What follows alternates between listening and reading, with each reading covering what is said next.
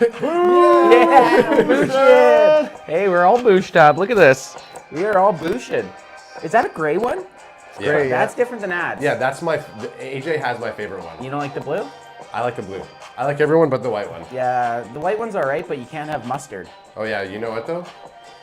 Crack 'em if you Crack got 'em. 'em. Crack 'em if you got 'em, son. Let's go, baby. Day 3 for CanFan in Oxnard. Yesterday was crazy. We had a great time. Met up with a lot of people. The practice itself was amazing. The weather was great. And today we kind of just did some, Smoke some cigarettes all day. just sat in here smoking some ciggies. ciggies. In the Airbnb, just blowing the smoke on all the couches, Yeah. on all the curtains. Really getting it spicy for the next group. How are you guys feeling today, though? Pretty good. We had a fun time yesterday, like you said. Meeting people, having some drinks, filming some skits. It was a good time. Good time had by all. An off day, it feels a little bit kind of squirrely, and like I'm just unsure for most of the day. But yeah, I think it's been all right. It was nice to just sit here and kind of edit together a string out of like stuff that we shot yesterday, and then put some editing together, and then prepare for the show tonight. It's been a good time. 10 out of 10 so far. Yeah. And the best part of it's tomorrow. Like the best part, the whole reason we kind of came down was for this LA Rams scrimmage versus the Dallas Cowboys. Yeah. Which I'm sure you're picking up that ice cream truck. AJ, go get them. Go get that ice cream truck.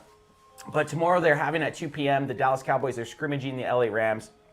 We will be there. We will be live streaming it, getting a great feed with us giving some commentary on it, and then also grabbing a bunch of other great shots. But I'm excited for that personally because, yeah, it's fun to watch Dak Prescott and everybody else out on the field, but you want to see them against other teams. Oh yeah. You want to see them compete against other NFL players, and the competitive levelness, no matter what, is always high. But when you're going against somebody else, it ramps it up just a tiny bit. Yeah. And it's the team that they open their first preseason game against on Sunday. So it'll be kind of cool to see. Plus, we get to see a bunch of other NFL stars. We get to see Matthew Staffords. We get to see Cooper Kupp. There's just a bunch of other dudes that we're going to be able to see that we wouldn't get to see unless we were down here for the scrimmage. So I feel pretty lucky that we got down here this week for that. Yeah, it was a really good day yesterday. You could see that they were practicing a lot more situational drills, I guess, throughout the day. Also, it seemed like they did a lot more. The Cowboys did a lot more just drilling in general. They did a lot of scenario drills, and so that was really cool because obviously getting ready, and we getting ready for this Thursday, and we did see yeah. And I feel like tomorrow the lid's gonna pop off. I would be very surprised if there wasn't any fists thrown at some point tomorrow. Oh yeah. I'd super surprised. We were talking yesterday that who did we think was going to pop off first, and it kind of came to Brock Hoffman when we were talking about him on the stream. I could say Fergalicious also. I said Fergie, and then I think you said Hoffman, or Alex said Hoffman. Yeah. One of you guys did. I think it was and Alex. then Big Chris was like, his ears were burning. He showed up and he's like, But do you want your center throwing punches at helmets? I mean, this is where definitely not. But some palm strikes. Yeah, definitely the palm, the Bass Rootens. Yeah, Bass Rootens. Chat's calling us out that we're not taking a shot to start the show off. Well, that's only when Boots is here. Yeah. Yeah, and we don't. I think we finished that. We polished off that bottle. Oh, did we? Yeah. Sorry, Bootsy. That tequila. Well, the unless there's another one, but the one is polished off. Okay. Well, then I guess Azul. Can't do it. So we have some footage from yesterday's practice. We're just going to kind of let it play. I don't even know if we have to directly comment on it. No. I mean, if something comes up, then we can go back and watch it. But yeah, it's not really in any order of anything. So it was really cool because we were sitting right above the perch, or right in the VIP area with Visit Oxnard. Shout out Visit Oxnard for having us there.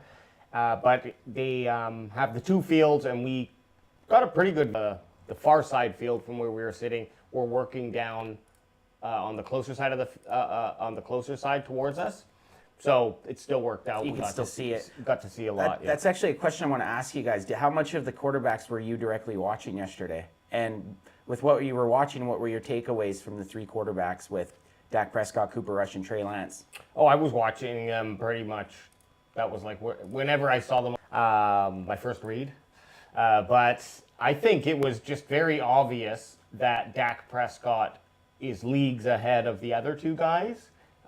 Just with, and I noticed it especially with the deep balls. Like Dak would be taking many more chances throwing the ball deep than I think Cooper Rush and Trey Lance combined. They were doing a lot more check down throws or just short, so they don't want to be making those mistakes. And Dak has the luxury where it's like, I'm going to take the 50-50 ball. yeah, he'll take that. And also just on top of that, it was really interesting to see the wide receivers that were very consistent with all quarterbacks, one of them being Cropper. He was just really all over the field catching balls, and it looked like he'd built some sort of good connection with Dak Prescott so far. So I know this is like, I think the second year that they are playing together. So that was really good to see. Yeah, I mean, I think looking at yesterday and looking at this week, it's nice to see. We talked a little bit about it already, about how the wide receivers. Well, I want to hear your quarterbacks on this quarterbacks first. Yeah, so I was getting there. I like seeing the wide receivers who's not CeeDee Lamb, because then you don't have like these perfect receivers. So you look at a guy like Dak Prescott.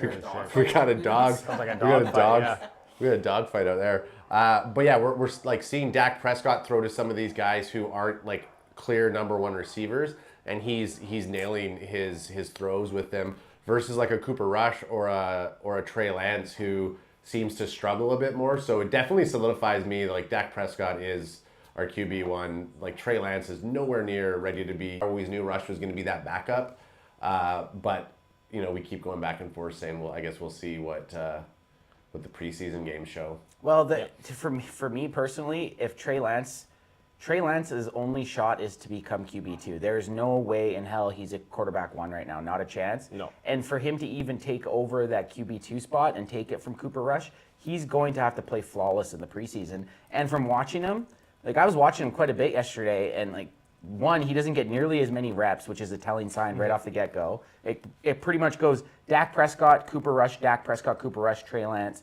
Dak Prescott, Cooper. For every two sets of reps that Cooper Rush and Dak Prescott get, Trey Lance gets one. And the reason that is because he's more than likely going to be the emergency quarterback. And it's very obvious. Yeah. Both of you guys made great points. Dak Prescott looks miles ahead of the other two, and then Ad said, with the receivers out there, Dak's making them all look good. Yep. Whereas when you have those same receivers, or the ball's skipping into the dirt, or it's just not catchable. So it's super obvious in person who the best quarterback is on the field.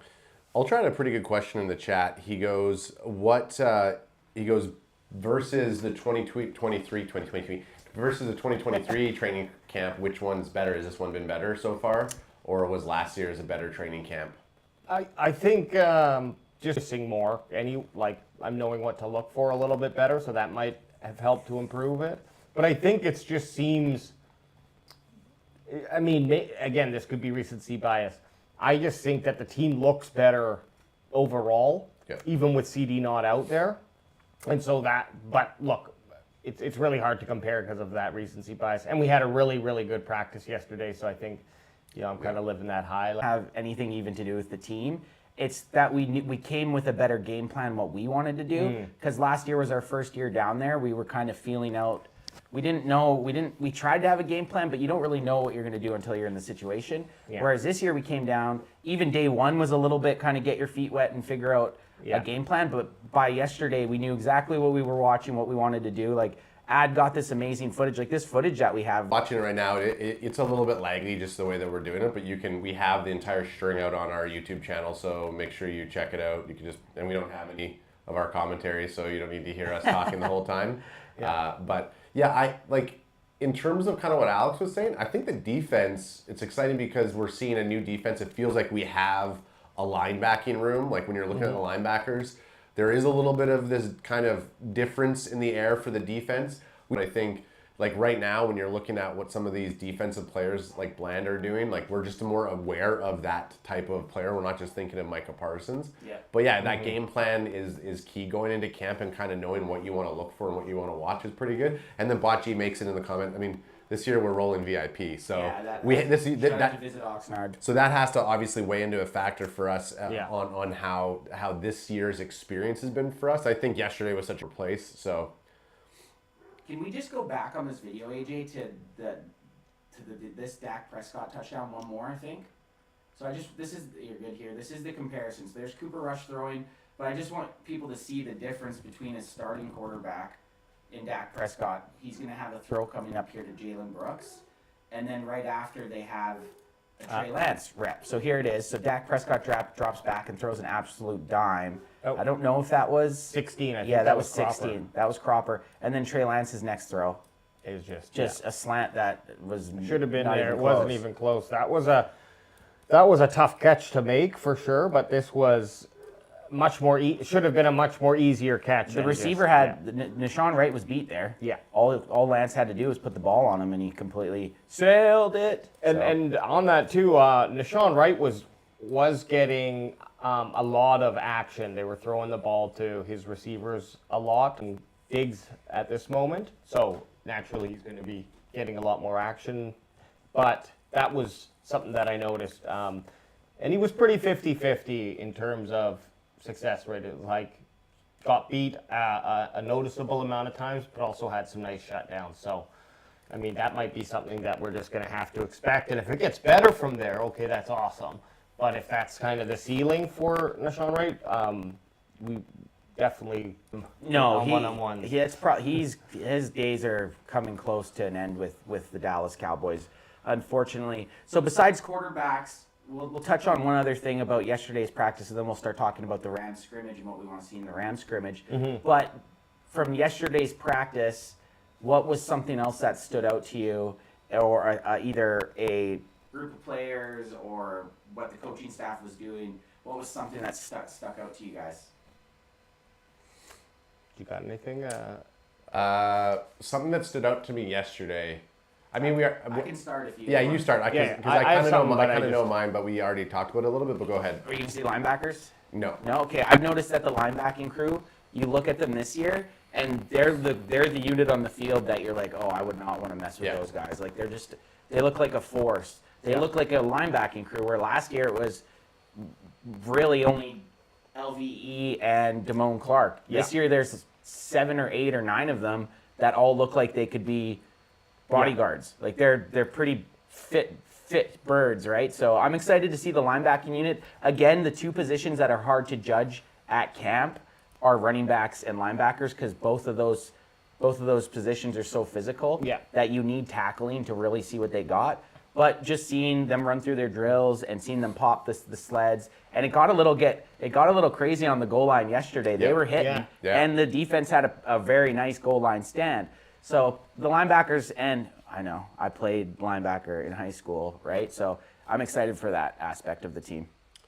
Yeah, and running backs too. I know it was more that we were seeing a lot of guys have some good runs, and not just say Zeke or Dowdle. Snoop, C-O-N-N-E-R. He had some really good runs out there. I had to keep asking, hey, who's the number? Who's 32? 32. But and Nathaniel Pete had a couple noticeable runs as well. So definitely nice to see that the depth is doing some memorable stuff out there. But we'll see, like you mentioned, but can they do it in a game? Against the Rams. Well, yeah, it's funny because those two positions, linebacker and running back, last year it seemed quite a bit more thin than what we have this year. Definitely. At this point. Well, there was no depth at running back last year. No. Same thing. You had Tony Pollard, and then you had a bunch of question marks. Where Rico Dowdle this year, he's looked like the number one. Like he's got some burst. I'm excited to see Rico Dowdle. He might be one of the guys that I'm most excited to see. Position. Yeah, wide receivers. We kind of mentioned it already, but I liked seeing. I mean, Tolbert was looking solid yesterday. We saw a nice touchdown from Dak to him. Cropper's been looking good. Very surprised that Flournoy he didn't look great yesterday. but Brooks was solid. Yeah, so the receivers, the one guy who I haven't been really noticing, and I don't know if he was practicing yesterday, was Cooks. Like I haven't really seen much from Cooks. He was out there. Cooks was out there. But the wide receiver room, we know it's pretty crowded right now, and it'll get more crowded once CD signs that effing contract. Or The Jalen's, yeah. So what is it? Jalen Brooks, Jalen Tolbert, and Jalen Moreno Cropper. Yeah. The 3 Jalens. yeah. And there was back-to-back Jalen touchdowns yesterday, which was 3 J's and a D. Here's another really bad pass by Trey Lance. And of course, he did have passes that he made, but this type of thing right here is what I think is concerning. You see him roll out to his left, and just guy's wide open, and he just fucking sails the ball right over him. That should have been a touchdown. Should have been a touchdown. He just had to take a little zip. Chat said that, and Bot G's been there too, so he right with us. He's saying that Trey Lance just looks lost out there, and we have a clip in the string out where, see, there's another one Another right there, throw. another throw. But where Trey Lance is like lining up, and Dak's like telling him, no, get over here, do that. Like he's just not sure what's going on, and I get it. Like there might be a lot of. And Then Dak walks right in and he throws it to 83, who's Jalen Brooks. Yep. So. Yeah, it's not looking good for Lance there. But who you were saying the wide receivers and your Cooks was out there. Okay. But yeah, he definitely wasn't getting a lot of balls at all. It was the Jalen's. Yep. Yeah, and you just saw one right there catch it. This one gets flagged and an offensive interference gets back here. Every touchdown was by a Jalen. Yeah. You don't really see, no one else was really scoring. I mean, your odds are pretty good that it's going to be a Jalen when three of the 8 or 9 guys are all named Jalen. But one thing I want to look at, it came out today, the Cowboys' first unofficial depth chart going into the Rams scrimmage. And I thought it'd be fun just to look at it to see. I mean, it's not set in stone by any means. No. But it'd be interesting just to look at and see if there's any surprises on that. I'm just going to switch over, Ed. Okay, let me switch off for that 1 second. While Alex gets that up, you can go for it. An honorable mention, and I think they're calling him. He definitely has a bit more of kick in his step this year, and he's getting action as a tight end, and he's getting action as a fullback. It was great seeing Zeke and. He had a goal line run there as well. They gave him the tug goal line shot. Dare I call him a beefcake? He could definitely be a beefcake. 40 pounds of beef. Are you gonna 40 stone? 40 stone. 40 stone of beef. Oh, I kind of want to. Yeah, I mean, I bought a rebuy a Lepke jersey this year for sure. For keeps. For keeps, yeah, I'll do that. I mean, he's been my guy since I saw him. So yeah, I just like the idea that you could have this guy as a fullback or a tight end. And you mentioned it the first day, Anth, but like all of our running backs look like their hands have been pretty solid. So when you're throwing them out into the flats, or if they're kind of doing some curl routes, it's looking good. So I like that option for Dak. The depth chart up, and we'll start off with offense. AJ, if you want to just go down and read the starters, this is the unofficial depth chart. You have CeeDee Lamb on there, who's more than likely not playing in the game, but this is unofficial. Unofficial because they have to. All teams have to get this in at a certain time before the preseason. So we got CeeDee Lamb and then Jalen Brooks right behind him. Chuma Edoga on the left tackle position. Tyler Smith left guard. Brock Hoffman center. Zach Martin right guard and right tackle, of course, is Terrence Steele.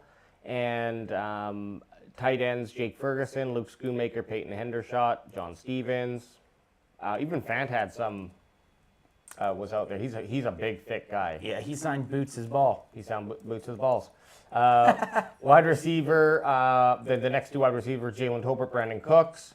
And behind them, Jalen Cropper, Kavontae Turpin. And, of course, Dak Prescott, followed Royce, actually. And then, Royce the 5'9". And then Malik Davis. So if you look at the running back room here, Deuce is down the depth chart. Deuce Vaughn, everybody's savior, and the great story from last year, which was a great story, and it would have been great. He's kind of that Rudy guy. I don't think Deuce Vaughn's going to make this team. No, and not especially at his skill set that he's bringing is. It's not. If we had no other speedy players on the team, then it'd be worth keeping him. But I think when you have Turpin, who is going to be doing primarily probably a lot of the punt and kick returns. And we did also see Rico Dowdle taking some punts too. It's just where does Deuce fit in on this 53-man roster? He doesn't. No. Like you said, and if he goes to the practice squad, he ain't making a pass. Someone's picking him up because he does have. I'm not saying Deuce Vaughn isn't an NFL player. It's just like AJ just said. We have Cavante Turpin who has that same skill set. There's 100% be a team that picks up Deuce Vaughn. Oh yeah, He's just not making the Dallas Cowboys. Someone will try to make, and he could potentially be much more valuable on another team as well because of that. So Exactly. And it's definitely hard when he's not when you don't see him practicing right now. He's out hurt. So yeah. Any other things on starting at left tackle? Yeah, just the backups. I'll just go through left tackle to right tackle backups. We got Guyton, TJ Bass, Cooper Beebe, Josh Ball, and Matt Waletzko. And Beebe also is one of those guys. He's just noticeably thicker than anyone else in that offensive line. He's like 1 foot wider than everybody. Looks like it, yeah. So I noticed Beebe playing more, and I don't know if that's just because I was looking for him. I didn't see if they were putting Beebe up with the ones or maybe just running the twos more frequently, one of those two. Because TJ Bass was also rolling with the ones yesterday, so Zach Martin wasn't practicing or at least scrimmaging. Right. Maybe they're switching up a little bit. Yeah, Transferring the offensive line a little bit around. and that makes sense for yesterday if Zach Martin's not going to be practicing, that they would be running Bass and Ball. But secondary second team here. Second for team, him, yeah.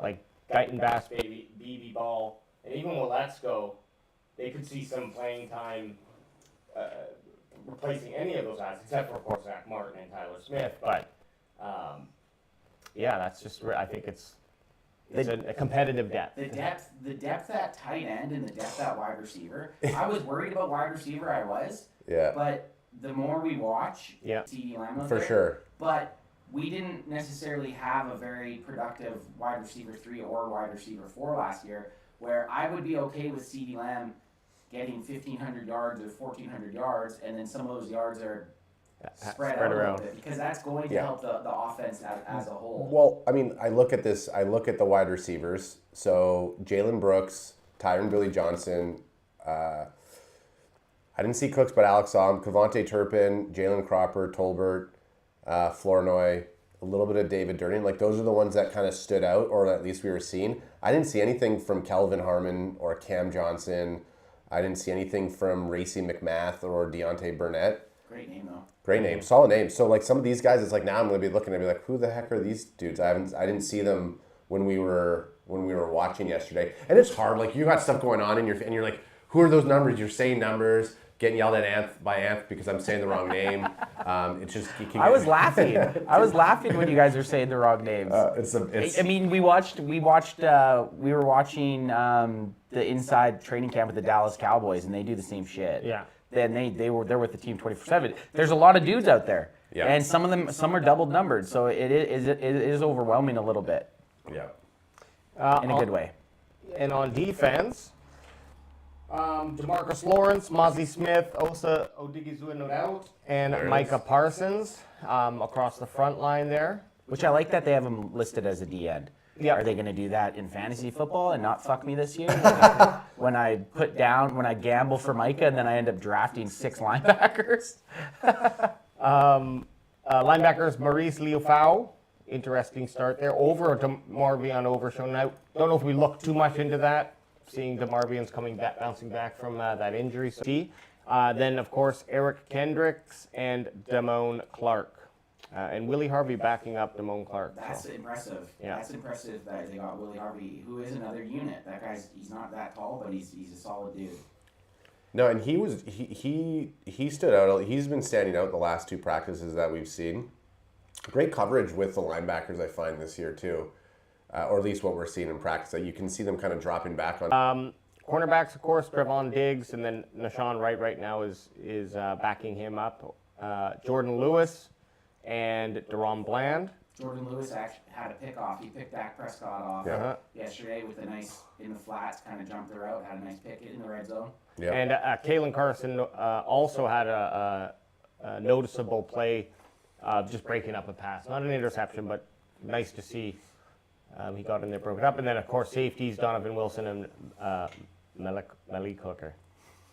You got it. Got it. You got it, Hey, dude. you did it, kid. Marquise Bell, One-Way Thomas. Yeah, that's a solid man. That defense, even the depth on defense doesn't look terrible. The thing I like the most about being able to have those linebackers, and I said this when we were out eating yesterday, those guys can play special teams also. And they're going to beef up your special teams. They're going to be on your punt team. They're going to be on your kickoff team. Yeah. And when those guys make a tackle running down the field at, 18 miles an hour, that's going to hit a lot harder than a little safety or a little backup cornerback, right? So it's nice seeing these athletic linebackers because they're going to get a lot of time on special teams, and it's a third of the game, which doesn't happen lots, but it's very important when a big play happens on special teams. And a special shout out to Brock Morganson, linebacker. Mostly just, he looks really cool. He's got cool hair. Brock, sock him. Let me just get one of these really quickly here. Yeah. Wait, just wait. Crack with you, got him. Just wait. I have to click over here. Are you on me yet? Yeah, You got the shot? I'm on the shot. Crack him if you got him, son. Ooh, baby. Things got a little spicy.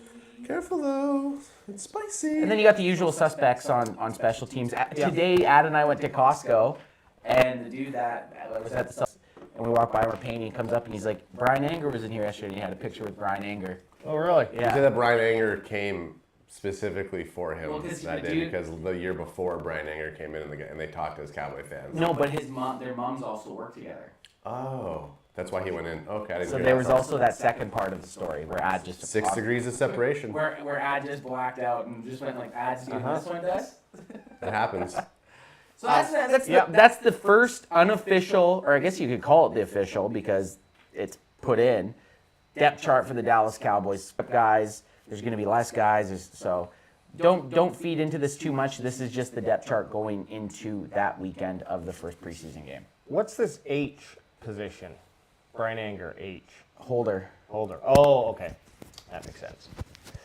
Hater. Hater. Hater But yeah. number one, Brian Anger. We got Turpin leading both kick return and punt return, and then Dowdle and Cropper. Dowdle doing... Yesterday. Yeah, those are the guys. On the jugs.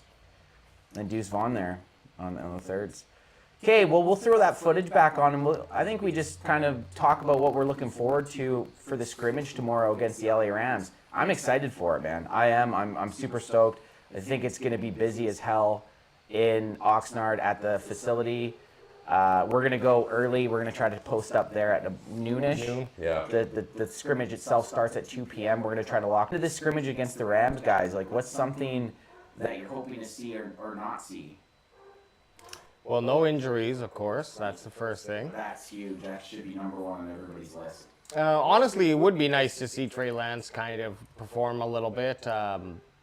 Just so... that was a dog shit pass. Who was that? Was that Dak? I think it was Dak, yeah.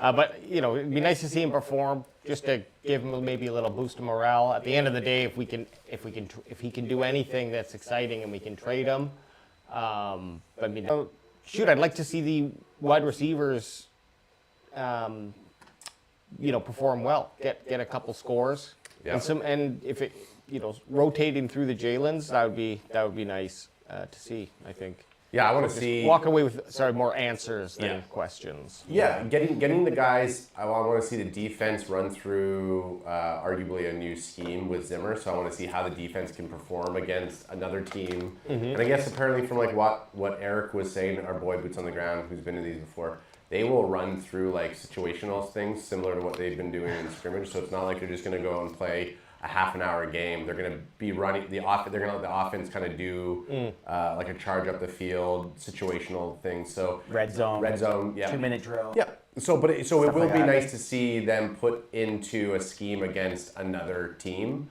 and that's where like you'd be like Trey Lance is going to do. How is he going to look when he's situationally put against another team coming into preseason? But yeah, I think the first and foremost, it's getting that defense and seeing how the defense can react to this new Zimmer. Because there's no tackling. I'm pretty sure it's just like what It's we're like a watching thud. here. It's like thud. There's no. I might be wrong, but you're not going to put your guys against your other guy, like another team, 3 days before their preseason. It might be a little bit more aggressive thudding, but Yeah. and that's why you end up seeing fights and seeing scrums. Well, yeah, because someone's gonna get a little bit of a harder hit, and they're gonna say, "Fuck you, this is supposed to be thud," and then they're gonna jam each other, and then it's gonna start to go. Oh man, it's gonna go down, isn't it? Let's watch this wrap from Trey Lance here. Nice little outside Malik pass. Davis. Oh, that looked like a good pop. Yeah. Trey Lance to Tree Lance. Trey Lance to Tree Lance. My thing that I'm most excited about for attack up against guys that they haven't been practicing against for the last 3 weeks. Yep. And you'll be able to tell who the better team is or who looks more prepared. And I do also want to kind of watch certain players maybe a little bit more. Who, like, give me an example. Well, just in general, like I'd like to watch Mozzie Smith. Yep. I'd like to see how he's progressed. There hasn't been a lot of good news on Mozzie Smith. No. And it's hard sometimes to watch. I'm going to really try to focus on how Mozzie Smith looks against the Rams ones and see how he holds up, because there was a couple reps in scrimmage where he was just getting blown up. So it's going to be a telling sign how he ends up doing against those guys. Another player I'd like to watch, like Alex said, I want to see Trey Lance do good. Yeah. Like, I want him to prove to everybody that that 4th round pick was worth it. But right now, or two tomorrow, and just watching some more football, man. Being up there, having a couple crackems, having some grub, chatting with Cowboys fans. We met a couple cool Cowboys fans up in the Visit Oxnard VIP section. There was a bunch of other content creators out there, like Law Nation, who we went and had a beer with. Yep. Mark Holmes, who we talked to. One Star One Family, like Barry Fire. So it's just really cool to get out there and just shoot the shit with other guys that are doing the stuff we're doing, right? Yeah. So that's another aspect of training camp that I'm excited for. That's not directly to the game. And there's a little perv shot of Mike McCarthy and I've climbed a tree, and I'm shooting McCarthy out of that tree. Oh, there's Law Nation right there. There's Law Nation right there. Again, Wrapping it up. we will be streaming this tomorrow. We will be streaming the scrimmage at 2 p.m. We'll probably go live a little bit earlier than that. We know Cowboys fans are just as excited as us. Yeah. And I'm just glad that we get to bring some behind baseball footage for people. Yep. Oh yeah, exactly. Kick the back door open, have a little sneaky peek.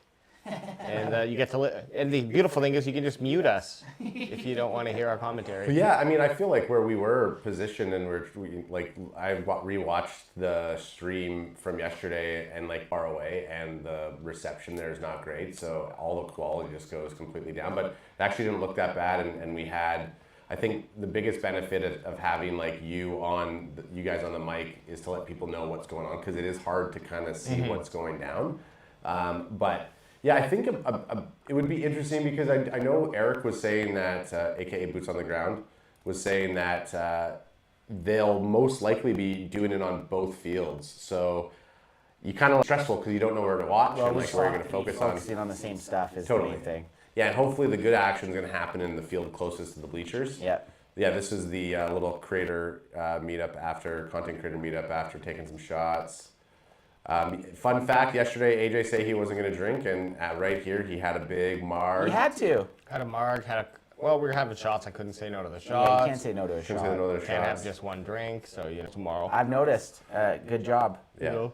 You have good willpower. Yeah, I wouldn't be able to do it. You know why? Because Because I have a problem. that was you guys. This is me reaching out. But what else do you want to talk about?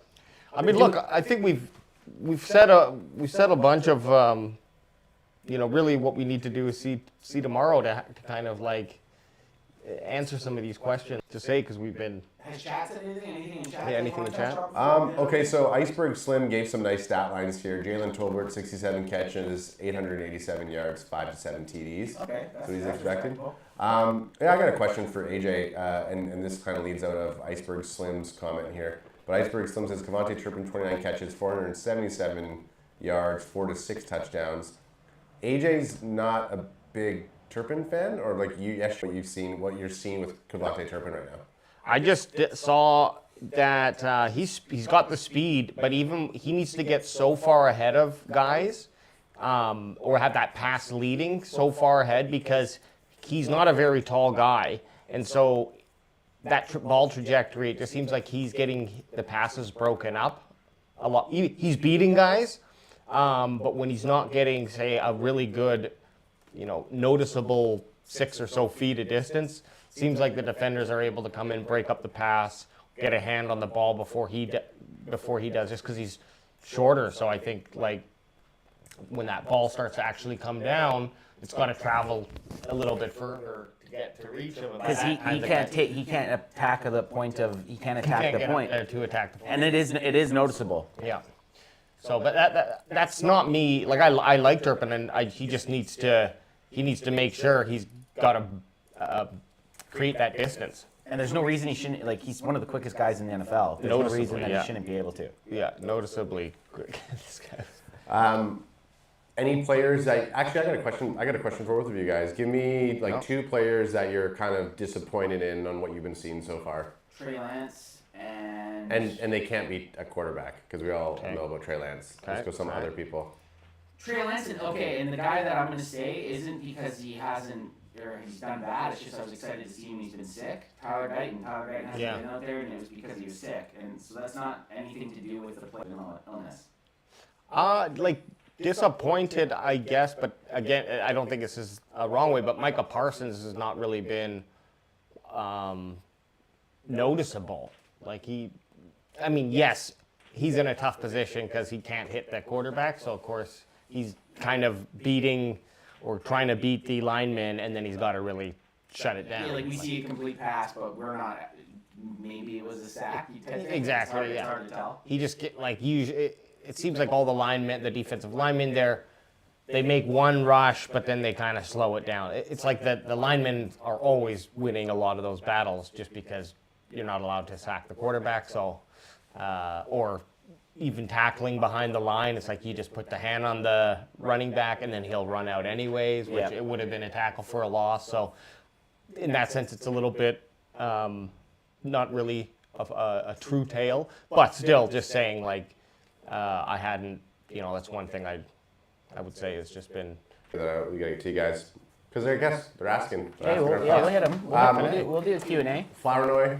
I hope it's just coming off of his. So why injuries. did you have so much hope from him? He's a 7th-round pick. Like, I don't know. I just because I'm a guy who likes a good solid story. I like that they picked this guy up, and he has a good stat line, small school, so. I was excited to hear about him and the possibilities. When you kind of watch some of the YouTubers do breakdown on the film of him, you kind of buy into that player. But him coming off a little bit of an injury here, maybe it's a mental thing. So I'm disappointed in what I've seen from him so far, but excited to see what he could do these preseason games. Yeah. Okay, a couple questions from chat. Jenkins Gaming says, give us an update on John Stevens. He's looked good when he's gotten the opportunity. Undershot for 3rd tight end. Yeah. John Stevens seems to catch pretty much everything that's thrown at him. I can't think of something where it's like, oh, he dropped that pass. Yeah. Obviously, if it's not catchable, he's not catching the ball. But he is a really good receiving tight end, and he's kind of in that, looks almost like a hybrid wide receiver tight end type of body. Like he's big. But he's also, I didn't think he was 6'5" the first time I saw him. But like then you see him there. You see him like, oh shit, okay, he's a big and Schoonmaker too. They're big dudes. And so maybe it's just because he's with a bunch of big guys and he's the smallest of the big boys, right? Yeah. Tight end's but it's not a negative. Tight end's not a depth problem this year. There's a lot of good guys. Oh yeah, when we saw Feint just sitting there running the block, where you're just like, who's this? Like, who is backed up? And he was smashing the thing. I don't want to get hit by that dude. Okay, Cowboys Up podcast, aka Big Chris, aka Big Fella says, I need an update on y'all's sobriety. Well, AJ's sober. Sober today. I'm on my 3rd. I'm on my third as well. Yeah. And I'll probably keep drinking after this. Yeah, but when we were up late last night. If you are looking to see a shit show, a shit show or a very entertaining show, check out the Cowboys Up podcast. We were on it last night. A big crew of us. But that's all I'll say. But we gave some like hot takes from yesterday's camp. And we were very intoxicated when we got on the show. So we appreciate Chris letting us on, and I called Armando. Chris after and said sorry. Yeah. Anth was a little bit of a baby bitch about it yesterday. He was in dad mode. Usually I'm the one who's so sensitive. Anth was very, very like he didn't want to spoil. And I get it, probably the worst group of people to be on drunk on somebody else's show. You don't have headphones. Oh, yeah. Everyone's talking. It can be chaos. It can be chaos. So I was just but I really appreciate those guys having us on. Baji says Baba didn't raise no quitters. Justin, Justin Rogers? Yeah, Justin Rogers. Yep. Man, is he a big boy. Yeah. Okay. So because Jenkins gave me a couple DT? times. He's brought up Justin Rogers Yeah. in the chat, and I was because I wanted to bring it up. Just outside of seeing his size, did you see anything special from Justin Rogers yesterday? Again, it's hard for me to watch. It's hard to watch the defensive tackles and the offensive line just because there's so much moving parts in between from your vantage point. That's where I think the bleacher section's better in regards to vantage Just point. the side angle. But he is, if he can figure it out, the guy he's an immovable object. He is not small. And these preseason games are going to tell us. And that's another dude that I might just hawk the D tackles tomorrow. Hawk Tua? Yeah, hawk Tua the D tackles. Well, that's the D tackle stereo is one of the ones that I think is not solid yet. The other positions seem to be pretty solid in who the starters are at least, but I think it could be open, and but the other guys can win it too. If he is just kind of the average player that he's shown himself to be, one of these other guys, who's the other guy? Carl Davis? Yeah, Chauncey Golston. Golston. Any one of those guys I think could end up, or maybe it's just like a almost flat even rotation between those players. Yeah. So Which isn't bad either. No. Rotate the big boys in, Yeah. let them be rested. let them be rested, exactly. And then I missed this follow-up question on the tight end. Do you see Stevens beating out Schoon because of injuries? No, No. I don't think. It's too early in Schoonmaker to move on from your second overall pick to an undrafted guy coming off an injury. Yeah. I think it's too soon. He'll have to really prove it. Even him beating out Peyton Hendershot would be a big, which I do see happening, but I don't think he takes over Scooney. And you got to remember, I do think the way that they're setting it up, I think Lepke is going to probably get more tight end snaps as that like tight end 3-4 position. So you're like when you look at the tight end room and how deep it is, and then you throw in another fullback who is getting specialty reps or whatever you want to call it as a tight end. I do think it is like that's a crowded space. That's a tough space.